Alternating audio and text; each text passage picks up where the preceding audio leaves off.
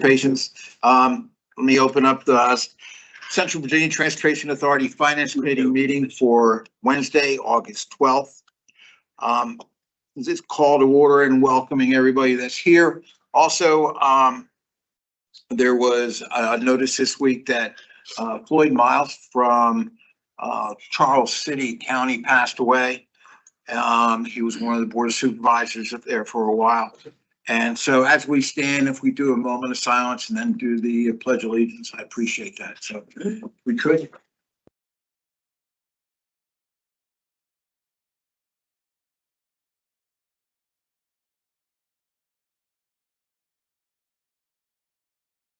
I pledge allegiance to the flag of the United States of America and to the republic for which it stands, one nation, under God, indivisible, with liberty and justice for all. Thank you very much, everybody. Well, could you give us a roll call on certified quorum?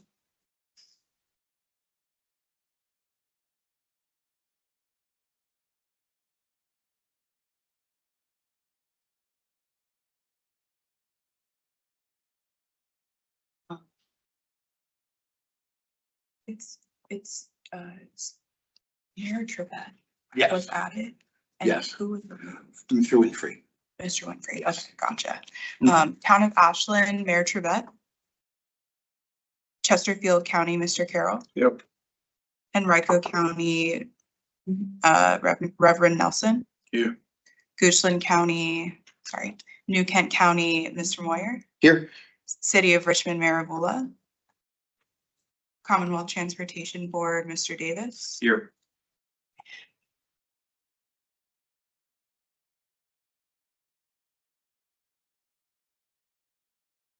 And we do Have a quorum. Yeah. Yes, okay, good. Thank you very much, Bob. Thank you. Anybody remote? Sit? No? Okay, then we don't have to go through that. Next is consideration of amendments to the meeting agenda. Does anybody have any amendments they'd like to have or switching around anything in the agenda? If not, thank you. Next is the approval of the May 13th, 2026 meeting minutes. Any questions, corrections?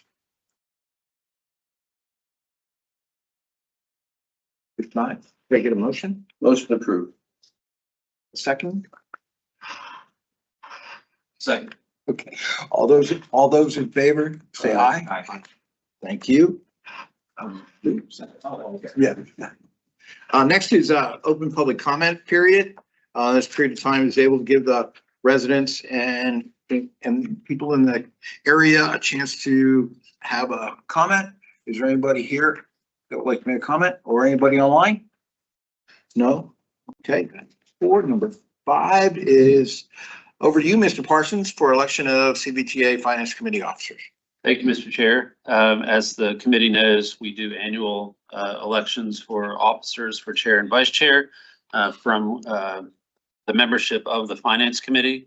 At the last board meeting, the full authority meeting on July 24th, the authority took action to appoint New Kent and Town of Ashland as the rotating members for FY27. So we do have a full slate of committee members, and now is the time to for the committee to take action on election of officers. So, Mr. Chair, with your permission, we could do one action for chair and then take a second action for vice chair. And one comment about this is Marabula was also named the vice chair of the full CVTA. It's one of the reasons why he's not in the slate of officers this time. That's Okay. right. Yeah. Go ahead. I'm sorry.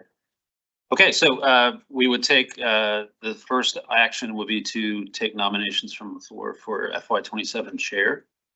Mr. Chair, I'd make a motion to re-elect our current chair, well, you, Mr. Moyer, as chair. Second. All right, we have a motion and a second. Any other nominations? All right, we close the nominations. Should we do it? Roll call vote? Doesn't hurt. Okay, do a roll call vote. Mel, can you do that, please? Town of Ashland, Mayor Trevette. Or sorry, just the people who are here. Chesterfield County, Mr. Carroll. Yes. Henrico County, Reverend Nelson. Aye. New Kent County, Mr. Moyer. Yes. Commonwealth Transportation Board, Mr. Davis. Yes. Motion passes. Thank you very much. The second action would be, Mr. Chair, I make a motion to ask Reverend Nelson if he would be vice chair for the finance committee. That'd be great. I'll second that if I can. That's in the form of a motion. Nomination. You want to do it, right? Nominate him? Sure. He didn't say no. He did not say no. all right, any other nominations? Right, we'll take a roll call vote for that, please. Chesterfield County, Yep. Mr. Carroll.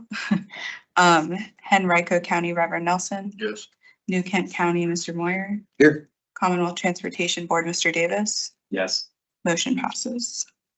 Thank you all for serving. Thank you, Mr. Chair Nelson.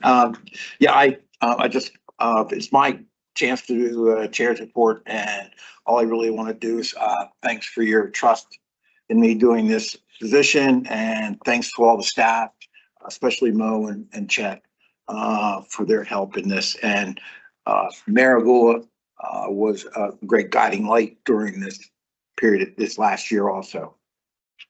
Next is CVTA activities report. Mr. Parsons. Yes, thank you, Mr. Chair. We'll start on page 14 of the packet. This is our tax collections and distributions through March tax activity. We do have one note to highlight.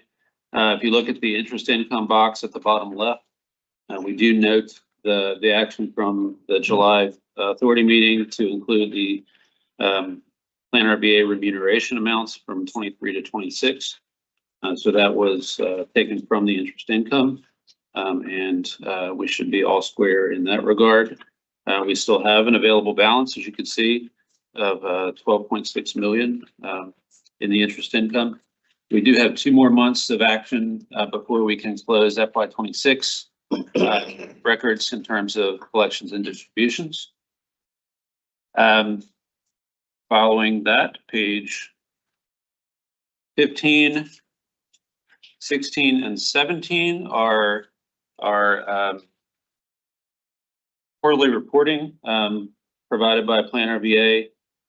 This is page 15 will be the visual representation of the table on page 14. So you can see the income from the sales and use tax, local fuels tax for total revenue, and then the distributions 3 different ways, 50% local, regional fund, and GRTC.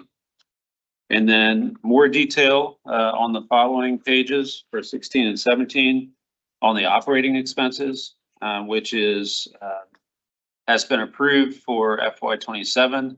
This is through the end of June. So the closeout of FY26. We have had multiple discussions on this over the past few months. I'd be happy to go back and highlight anything in terms of the ending budget for FY26. Elizabeth Oatman is also here from the Plan RBA finance team, if there are any questions on that end. Just sir. wanted to say, thank you for doing this. I know, Mr. Carroll has talked about doing this, getting this information to us and you know, showing us the details. And this is very good. Okay, no, thank you. And there were, talking back about the remuneration actions, there were some adjustments to the FY26 budget to make sure that funding was available. We were able to make those payments within the adopted budget, so we didn't have to make any formal amendments, but we did move some line items around, and that was discussed at our last few finance committee meetings, as well as the July board meeting. But moving forward in FY27, we should have everything in its right place to account for all of those fringe costs and additional fees. The last thing that I wanted to highlight here is page 18, our investment report.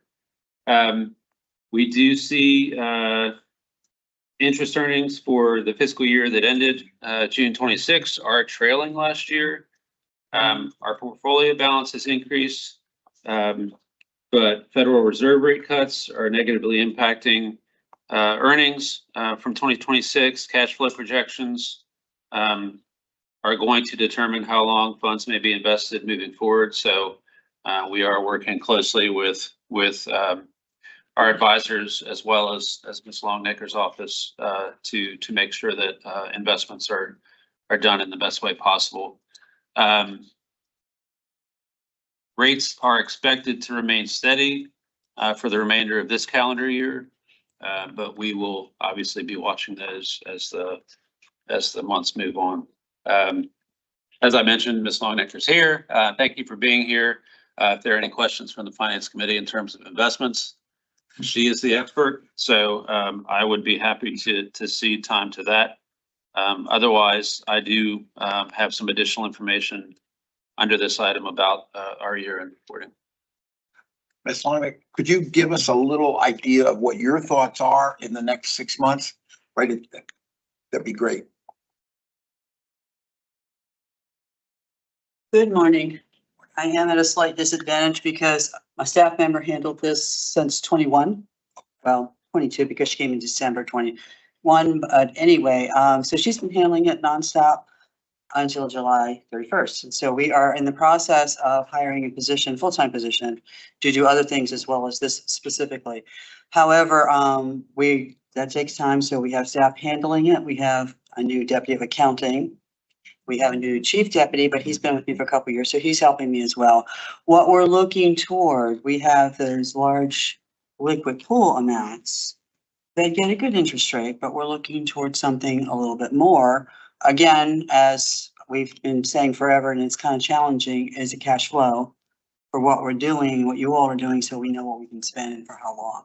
I have one in the works right now for 9 months. That'll give us about 0.2% more in interest at the rates that are the amounts that we have. That'll be a pretty good amount coming in. Once I get that set up, and of course the interest it's spread out through everything going on in there. So that's what we have started. As I get a little more time looking at it and then onboard a new investment manager, then I'll be able to give a little more information and hopefully bring that person with me for y'all to meet him or her. Very good. Thank you very much. Mr. Davis. Mr. Chair, very on point here. I was actually looking at this last night and yesterday reading through it, and the question came to my mind, could we extend the period of time to lock up funds to chase a little more yield? It sounds like if I heard that correctly, you're maybe looking at a 9-month Right now, product yes. as opposed to, I'm seeing 6 months. The other question is, are we permitted?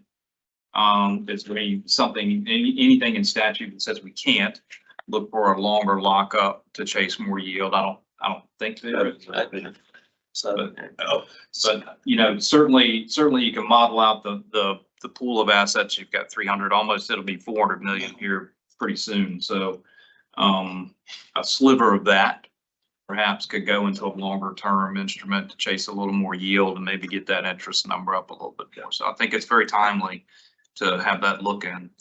That's what I'm working on now. Unfortunately, I don't know how quickly things will be spent, and I keep hearing and seeing projects coming out and regional funds will be used. So I can't tie up money that will then lose money on an investment.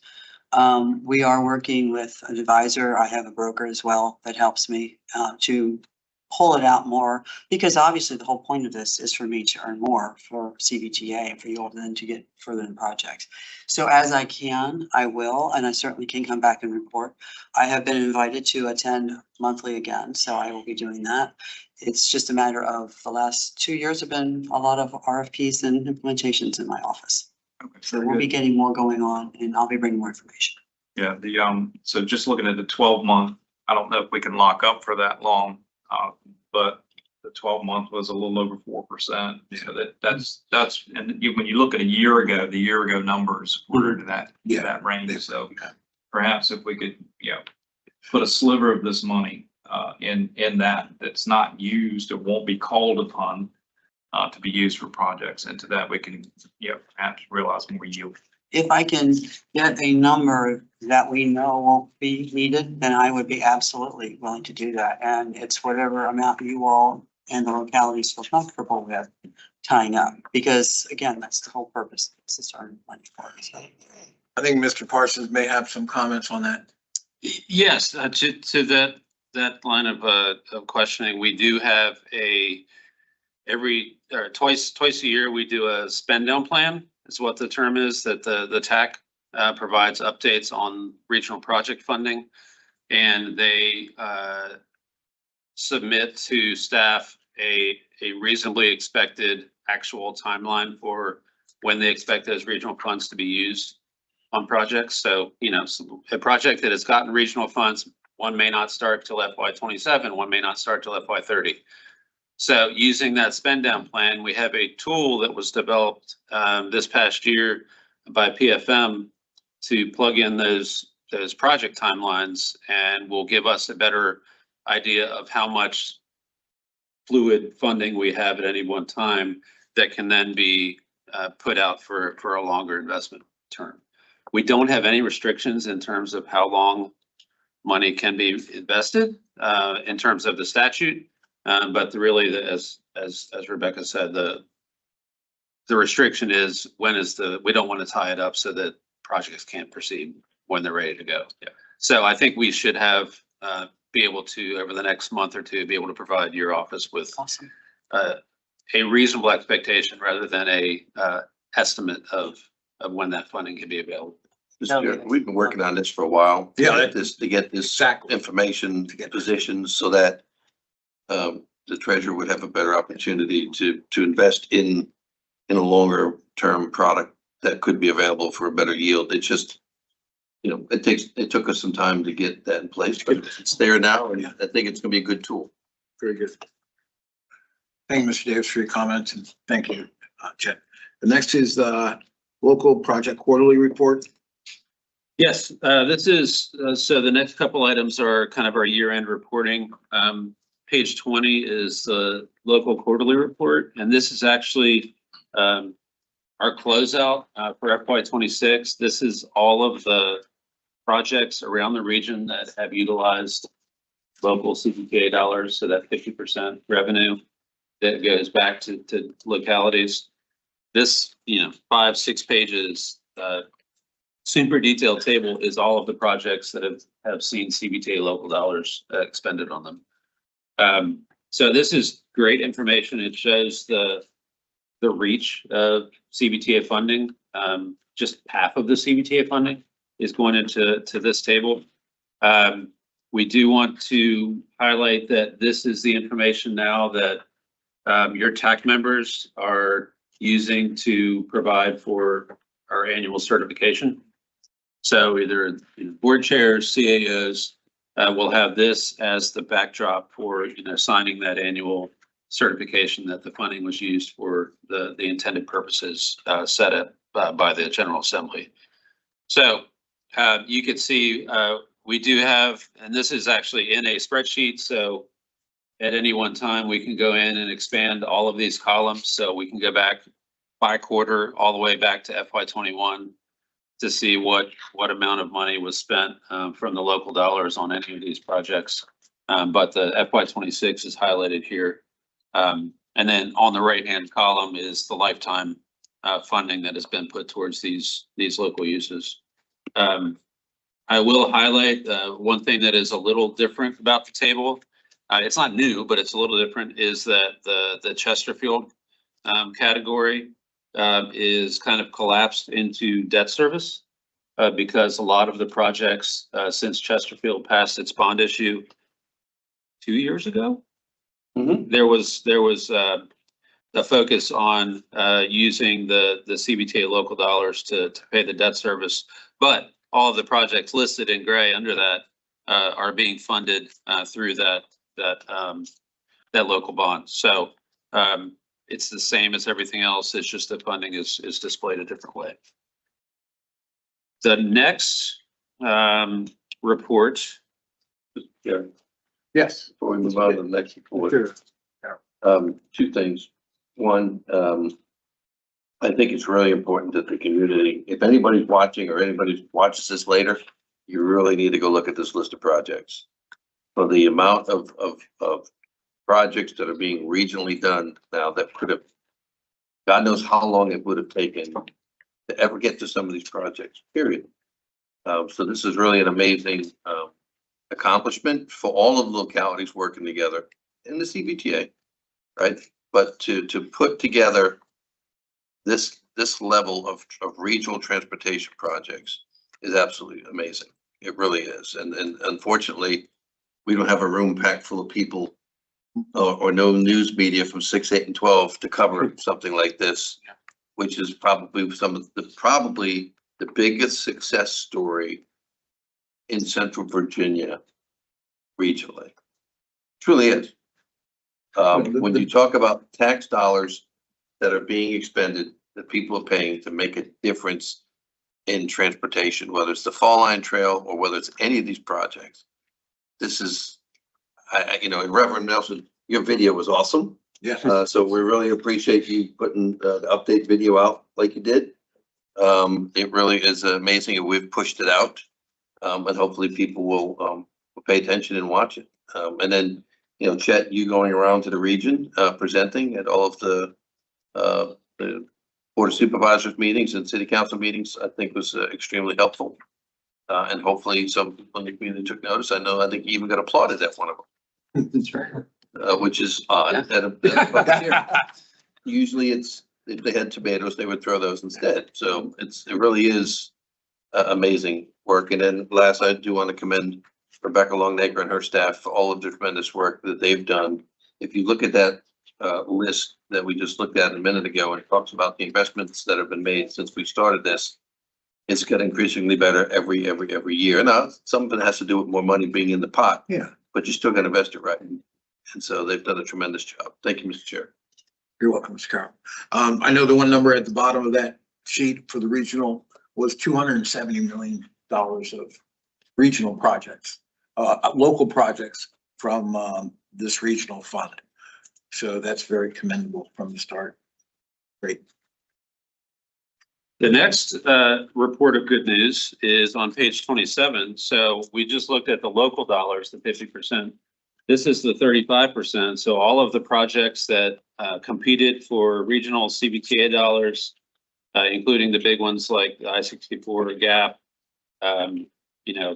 BRT expansion, short pump improvements, all of those types of things are shown here with the CVTA commitments in one column. Other funds listed as well that have been identified. But I think the thing that I've been trying to do for the past 6 months or so is highlight the active projects, the activity that's going on, because part of what CVTA wants to do is make sure that projects move forward quickly. It's not just committing funding, it's making sure the projects are moving. So the right-hand column that's highlighted is all those projects that have received regional funds have adopted a project agreement that is active and fully executed and are actively being reimbursed. So these are all the projects that are spending money on PE right-of-way construction and overall design. The pink rows are really for your attention that the initial expenditure years that were approved in the allocations have been missed. So these are the projects that are being delayed for one reason or another in terms of what was originally intended. So we are watching these, obviously. There are many great reasons why some projects may not be moving forward as expected, but we do want to highlight these and make sure that these projects do continue to move. So this is something that we're going to do quarterly to provide this report on regional status. But overall, it's very good news. There are lots of projects that are moving forward quickly, and that's what we're trying to do at the end of the day. Any questions for Mr. Parsons? I know New Kent does have one in the pink, and that's in the interchange at 211, and it has to do with, VDOT telling us we needed a new bridge before we could start the diverging diamond. So what I'm getting at is there are reasons for these delays that are very, very, good, and we need to, look at those for all those accounts. Mr. Chair, one last report. Okay. This was a handout. One last thing, Yes, sir. just so you know, looking at the Route 360 Wood Lake widening project, it shows that there's a balance to complete. Chesterfield County has designated the funds. It's on the last page, page 28, second from the bottom. We had asked and tried to get money through the CTB for that, and it didn't work out. My man did the best he could over there, and I appreciate it. But because of that, we found our own funds through our own, I guess, through our bond issuance. So we've made up that 12 million. So you just need to talk with our staff to get the correct number on that. So that's not a balance that's outstanding.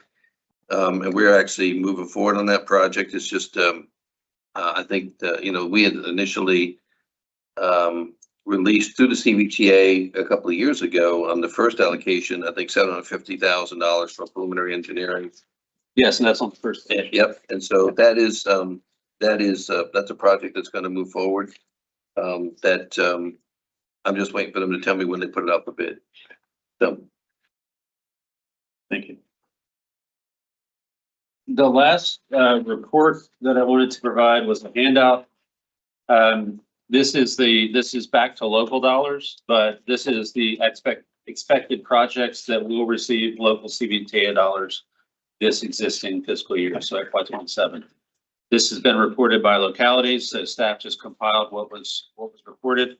But this is kind of our blueprint moving forward through the rest of the year to understand, where all 9 localities are trying to spend those dollars. I think, Mr. Chair, that's the end of that report.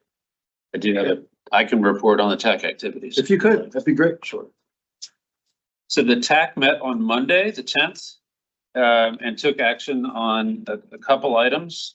One of the things that we are moving forward to the full authority on the 28th is a recommended approval of project 0083, which is a Henrico administered portion of the Northgate and interchange for initial survey and aerial work. This is part of a larger $63.2 million project. The remainder of this project, aside from this initial survey work, is being administered by VDOT. So this is just a carve out for the initial survey that Henrico is going to administer, and that's about $709,000. So that's going to be on the agenda for the 28th. We did start a process of review for our regional funding framework in the off year of our regional funding cycle, which is this year. We typically look at our eligibility for regional projects and the evaluation tools and everything that's in our framework and make updates as needed. So TAC is prepared to take some time over the next few months to put together some recommendations and revisions that might be necessary or helpful in the regional review process. We are waiting for full authority direction on that, which will be on the agenda for the 28th as well. And then TAC received the updates on the fiscal reporting that I just provided to the Finance Committee. So to Mr. Carroll's point, TAC is aware of all these reports, and I'm expecting updates from them as they look through the details and can find things that need to be changed or corrected. That's it for the TAC. Very good. Thank you. Another business. Lawn Road Regional Funding Update, Mr. Parsons? Yes, sir. This is on page 29.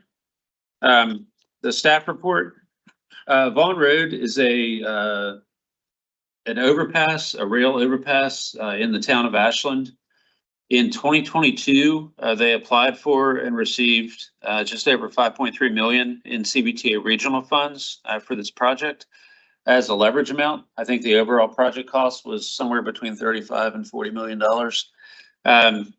There have been multiple issues in working through the balance of that project cost. Just various and sundry types of impacts to receiving that full amount. So that has not been successful to fully fund that project.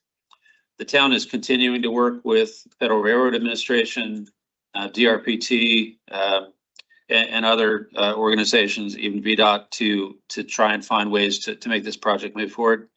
But in recognition of the 5.3 million in regional funds that has not been able to be utilized yet, the town is now asking to reallocate those vulnerable funds for development of 30% design plans. This is something that is in the project framework that is allowable and has been done by other localities. This will get the vulnerable project closer to being able to go into construction. So the staff and TAC have both recommended that the authority approve adjustment of funding for the overpass project from leveraging to 30% design in the amount of 2.328 million, with the remainder of that initial allocation, just over 3 million, returned to balance entry. So the town is encouraged to, we've encouraged the town to apply again for regional funding once these 30% design plans are done. I think we all recognize around the region that rail safety and safe crossings is a priority, especially with all of the work being done on our north-south rail network. So the project itself is very valuable. We just want to make sure it continues to move forward. So I believe there is a request. Yeah, they're requested. Yes, for recommendation from Finance Committee to approve the adjustment of funding for the Vulnerable Overpass project from leveraging to 30% design, with the balance of leveraging funds, $3,019,510 returned to balance entry. Any questions for Mr. Parson on that? Mr. Chair, motion to approve the full committee. Motion, is there a second? Second. Okay, Reverend Nelson. Any other questions? Yeah, Reverend Nelson. Not a lot of choices. All those in favor? All those in favor say aye. Aye. Aye. Thank you, it passes. Thank you. And now, the pre-audit discussion. Mr. Parson? Thank you, Mr. Chair. I wanted to introduce Tyler Farnsworth from PB Mayors. We are, well, not beginning, that's well underway, the work on the FY26 audit. So Tyler is here today to kind of go over some main points and questions for the committee as you continue to work through your due diligence. Yep. So I'm Tyler Farnsworth. I've been working on the CVTA audit since the beginning. I work on other similar authorities. So yeah, really this is an opportunity for you all to ask me questions, or if you have any concerns, let me know. So it's really an audit requirement for us to meet with you and just let you know that you can ask me questions. And yeah, if there's anything you want to discuss or. Do you mind taking maybe a minute or two and talk about the work done so far So with fiscal agents and? Yeah, so a lot of the work we do is with Chesterfield. They're handling all the bookkeeping, accounting part of that. So as of now, every year we meet with them and kind of walk through the different procedures, how things are getting reviewed and all that stuff, money coming in and going out. And we meet with Chet and different members of the organization, just kind of get an understanding of controls and everything that's in place. So that's where we're at now. A couple weeks from now, we're going to be doing our final field work, where we'll actually looking at like year-end numbers and testing those balances and things like that. We confirm a lot of the balances because the payments are going to all these localities, and so we'll send a confirmation. So that's the best audit evidence is confirmation. Somebody else, a third party, says yes, that's how much we gut or paid. So that's really kind of our audit. So is there any questions? I don't know. Are there questions we should be asking? Is there something that other people ask you a lot of times? The CVTA audit is, as far as the audits goes, are pretty basic because there's really not too much activity. I mean, the regional payments are starting to pick up some. But there's really not too much. There's basically just one pool of money that comes in and then a few little bit goes out. So. Right, and then it gets appropriated for projects, and then they submit for reimbursements, things like that. Yeah, I don't know. Mr. Chair.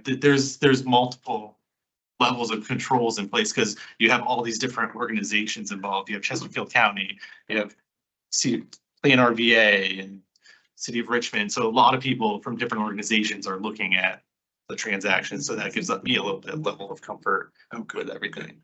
Mr. Carroll. I mean, the simplest question to ask here is there's nothing that is there anything that you've seen that we should be concerned with? Yes or no? No. Good enough. That's the answer. Thank you very much. But if anything does come up, You should bring it to our attention. Yes, please. yeah, or if Immediately. you all see something, Yeah. like you can let us know too. Thank you very, very much, Mr. Farnsworth. We appreciate it. CVA. One last thing. Okay. Did you do our audit last year? Mhm. And what was the audit recommendation last year? What was it? What was the results of the audit last year? Oh, we had unmodified. Unmodified. Yeah, exactly. And it's been that way since you guys have been involved with CVTA. Mhm. For those who may watch this later, can you explain what an unmodified opinion actually is? Unmodified opinion is we had no issues, no errors, no material weaknesses or anything like that we identified. I think it's important for the community, in case someone watches this meeting later, to understand that we've had a clean audit every year for the CVTA. And this is an outside company that actually does this. We're not doing our own audits. So thank you for clarifying that. But unfortunately, there are a lot of people in the community who don't even know what CVTA is, number one, but two, don't really understand the processes behind what an audit actually means, whether it's at a county level, city level, or at a regional body level like this. So it's important for us to, when given an opportunity, to express that so they understand. And maybe, who knows, someone may ask a question. I would think it'd be important to some people considering that I think we're at 1.2 billion that has gone through this. So it may not be a real complicated audit, but it's very important. Okay, so we appreciate that and appreciate your comments, Mr. Carroll. Next is the CVTA branded clothes. Yes, sir. Merchandise. Yes. This is not really a super important agenda item, but I wanted to bring it to everybody's attention. As we continue to make efforts to be out in the community and telling people about CVTA and who we are and tell the story of the project work that's been done. One of the ways we can do that is by showing who we work for when we shake people's hands. So Mo and I have worked with a local provider to come up with some options for branded shirts and other types of things that staff is going to purchase over the next few months. We did want to provide an opportunity for members of the authority to take a look, and after the meeting is over, we have some ideas that we can share around. If any members are interested, we can look at that and you can let us know what you'd like, but we'll get all that worked out over the next few weeks. I guess we don't need a roll call vote for that. There's no action on that. Mr. Chair. Yes, sir. This is perfect. Along the lines of when we talk about branding, right? Each one of us holds on the regional body, each one of us each month has and we put these flyers out before. We just need to make sure that we are continuing to push them out so that, you know, even if we actually were to mail some to each one of the boards secretaries so that they can put them out at our local meetings, and local events, so that we have an opportunity to, again, inform the public. Because someone may walk by, and I guess my other question would be too is, and I think we haven't established a QR code that someone could click on with their phone to go to that, right?